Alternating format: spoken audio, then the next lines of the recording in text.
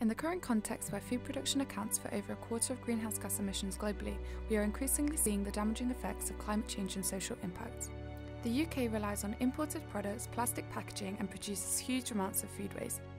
Local food initiatives can help to decentralise our food supply.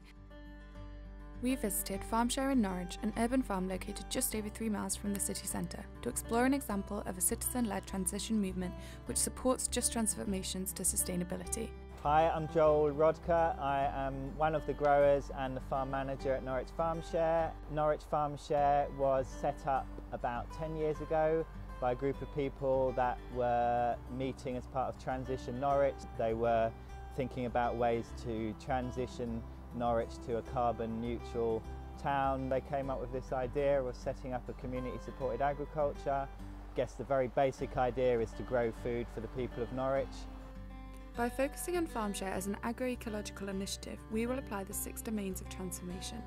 We cultivate in blocks of 9 beds. It was a very weedy site when we started, and that's probably the biggest challenge in terms of producing as much vegetables as possible. One of our aims is to educate people about growing and help people to grow their own food, and also to give people access to a bit of land so they can see how food is grown. This type of farming is very different because it's on a small bit of land and it's growing everything very intensively, so that makes it a lot more accessible for people that want to start farming. It has real signs of being a solution to a lot of these problems of land use and income, and there are a lot of people who would like to get into doing this type of thing, but they don't have the skills or they don't have the access to the land. Joel explained the difficulties of finding land to rent because people prefer to keep their land bare to avoid additional tax. Imagine if land use for local and sustainable food production received tax subsidies. There would be much greater incentive for imitating this initiative. We don't use much big machinery. You can do it on a very small bit of land or you can expand it. That type of learning I have mostly got from either doing apprenticeships with other farmers or from online learning. Yeah, volunteers will help each other and pass on that knowledge. However, perhaps on the farm, non-expert ways of working are invalidated in favour of the academic knowledge of the 2 growers. Farmshare is responsible for ensuring sustainability at every interval from farm to fork.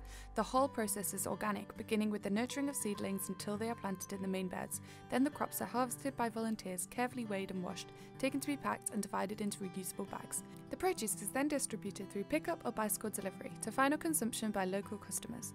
Due to community involvement, Farmshare eliminates the stages between the producer and the consumer, where the volunteers work on the food that they will end up eating. Unfortunately, the farm does not grow all the produce they sell, and therefore it isn't entirely self-sufficient due to its reliance on other local small-scale farmers. Farmshare forms part of a multi-actor network with its connections to the community, other growers, academia and the Global Transition Network. I'm kind of personally part of lots of networks and forums and have got lots of friends who do growing, so I can ask for assistance and help. But none of that really comes from government or council. Small-scale solutions such as Farmshare have often been overlooked due to dominant frames calling for high-tech approaches and modernisation. We want the community to be as involved as possible. Farmshare uses a more discursive frame promoting greater participation, shaping the transition to sustainable food systems. With a huge emphasis on volunteers, they call themselves a growing community. Even their name calls for the celebration of community involvement. We are a community benefit society, which means the way we're structured is that people have to become a member to get veg from us, which is a £2 a month fee, but anyone can come and volunteer at the farm.